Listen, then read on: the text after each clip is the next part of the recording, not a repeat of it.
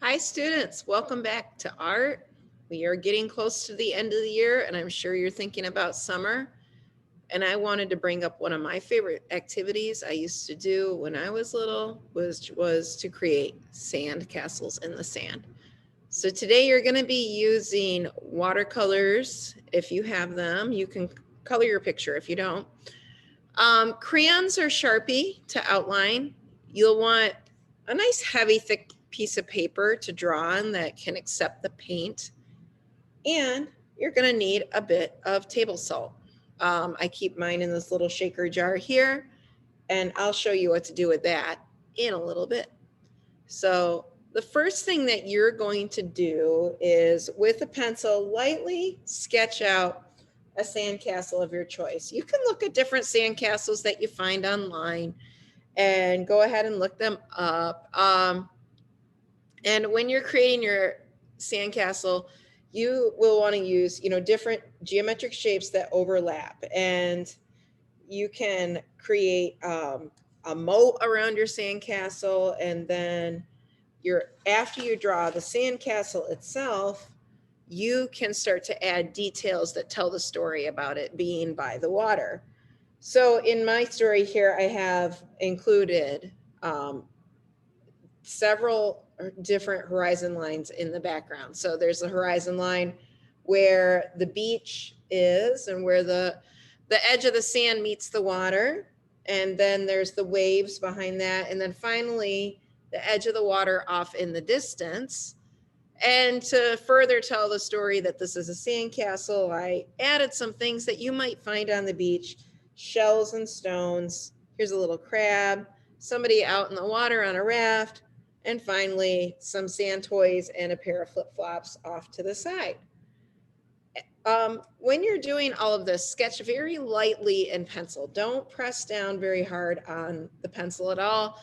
That makes everything a lot easier to erase. The next step is going to be outlining.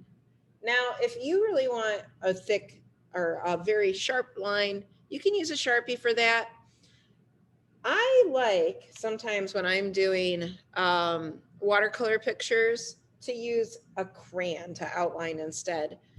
And if you did the April showers picture with the rainbow, then you already know that whenever you use a crayon, the paint is not going to stick there. So when we're swapping colors in between background and foreground and in between the castle and the water behind it, the crayon is going to help keep your colors where they belong so they don't seep into each other and mix. So the first step here is going to be outlining everything. You can outline in black, as I'm doing here. And then also, you can outline in color. When I go out into the water, I'm going to be using blues. So I will use indigo here for the waves, like this.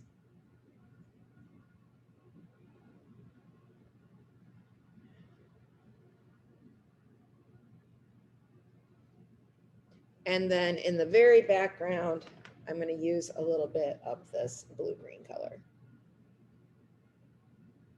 all the way in the back, like this. Now I'm going to keep outlining this, and then when I'm done outlining it, I'm going to show you how to paint.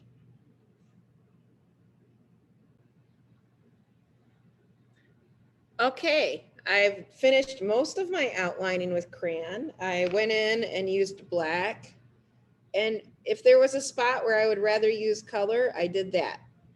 One of the other things that you can do when you are coloring is you can kind of look at what you drew. If you feel like something would be better just filled in with crayon instead of painting it because you're worried about the colors mixing, you can color those things in. So I didn't want my sun to turn green with the blue sky, so I kept the sun yellow, added some bright yellow flags on top of the castle here. And then I outlined my little crab in red. The water is with the different kinds of blues. And finally, some of the things that were so teeny tiny, I went ahead and used a Sharpie instead of trying to outline in the crayon, just because I didn't want to lose my details. And those are all things that you can choose to do. Your next step is to go in with an eraser and carefully erase out some of the pencil marks that you don't need anymore.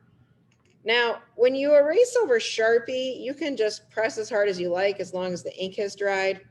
That's not true with crayons, though. With crayons, if you push really hard on your eraser and smear right over it, you probably know that you'll drag the color all over the paper. So when you erase, just use a light touch and try to go around the crayon lines, not directly over them all the time, like this, and just wiggle your eraser back and forth to clean up any of those pencil marks.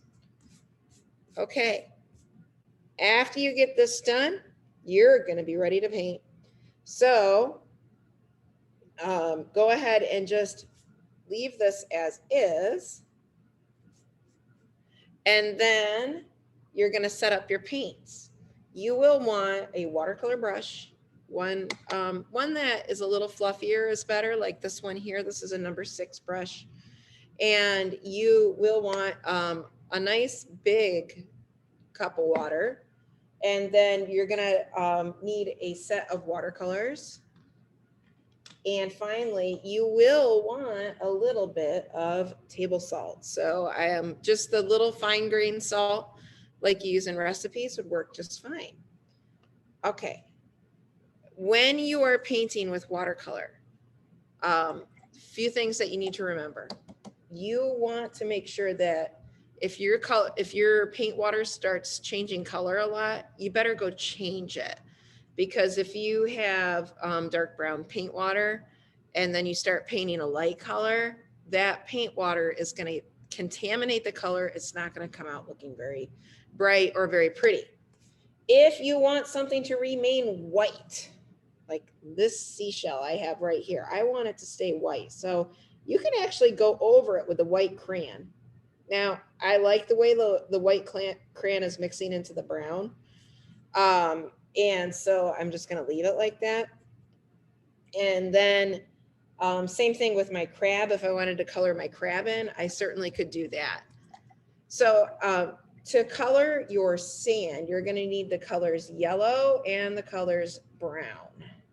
You're going to use mostly yellow and then a little bit of brown. So I'm going to start off by painting the background over here around this blanket. And I can paint also into the castle. I'm going to paint around these flip-flops and add some yellow. Make sure that you add some water to the yellow so it's nice and liquidy, like this. All right, and then paint your yellow sand, and then just add some water to the brown first, and then just add a few drops of brown into your yellow on your page, and then you can start to spread it out. And you can make it as dark or as light as you want. So I'm going to spread some brown around here.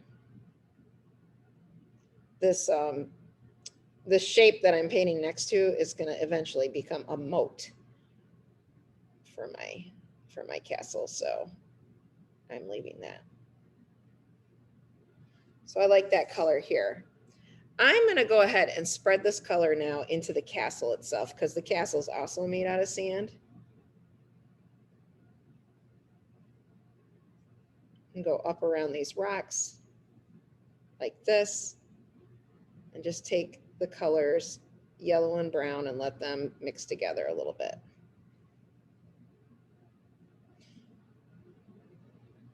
There's an art to figuring out how much paint to use. You want to use enough water so that your paint isn't sticky and gummy on the page, because if you don't use enough water with these pan watercolor sets, that's what happens. Now, after you paint a section, take your salt and sprinkle a little salt over top. Just a little bit. And you can see that the salt is starting to pick up some of the color and add a little bit of a texture. So you're going to continue painting all the brown areas of your of your picture. So I'm going to paint the rest of my sandcastle. I'm going to paint around these rocks. First with yellow.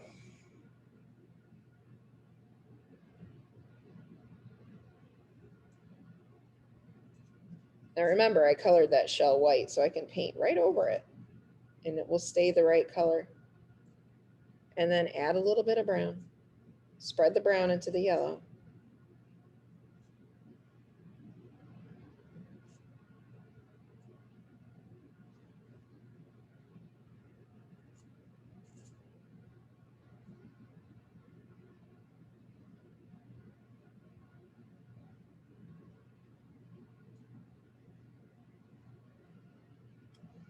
And then after you finish part of the picture, you can add a little bit of salt. Just like that. And move your way across the page. Once you finish painting all the sand, you may want to go and change your water. Because once you start using brighter colors, you don't want the brown that you used for the sand to contaminate it. Another tip, those of you who are at home,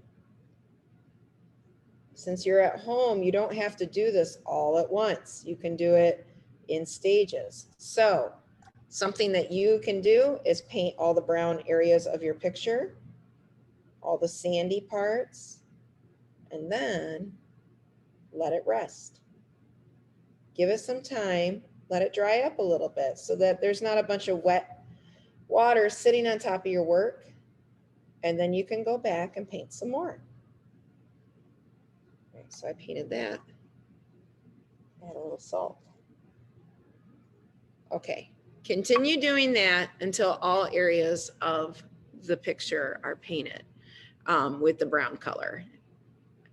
In a moment, I'll start working with the colors.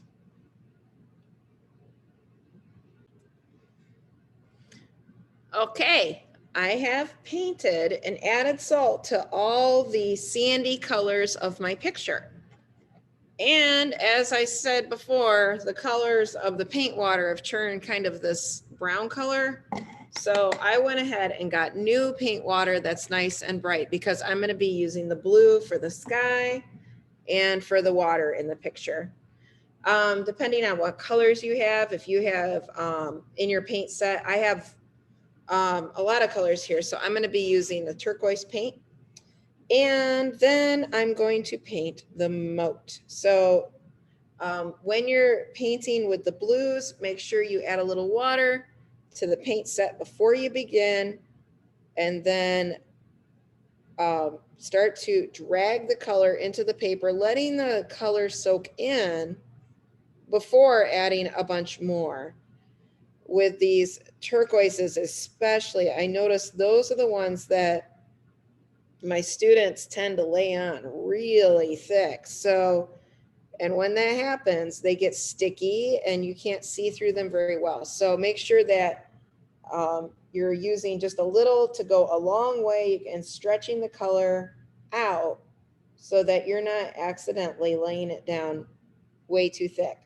If you have a spot on your paper where there's a bunch of paint, you can just use that as a de facto paint palette and pick up some color from there.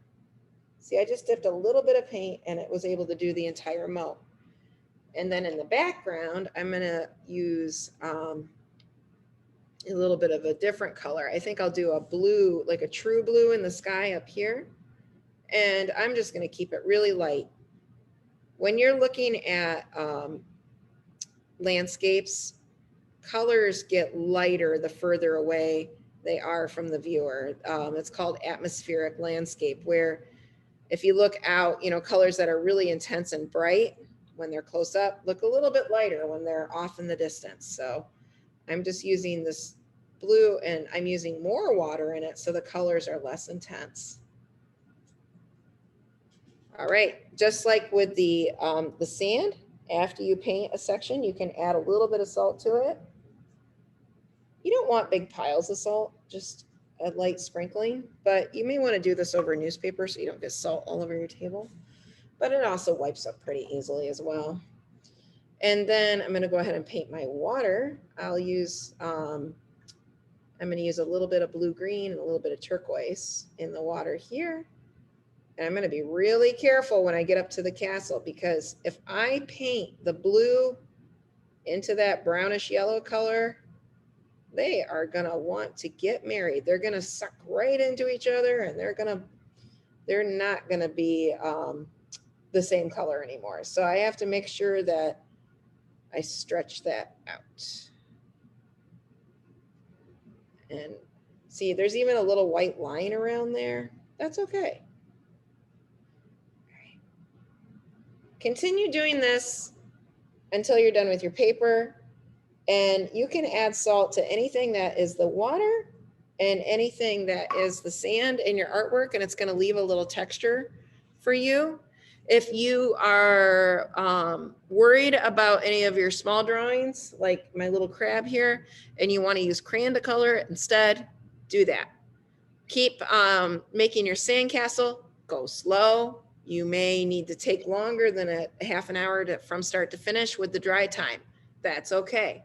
Give it the time it needs, and then when you're done with your sandcastle, you can submit it. I can't wait to see what you made. All right, have fun painting. And of course, if you can't paint, you can always just color it with crayons. It'll be quite a lovely drawing. I can't wait to see what you make. Bye-bye now.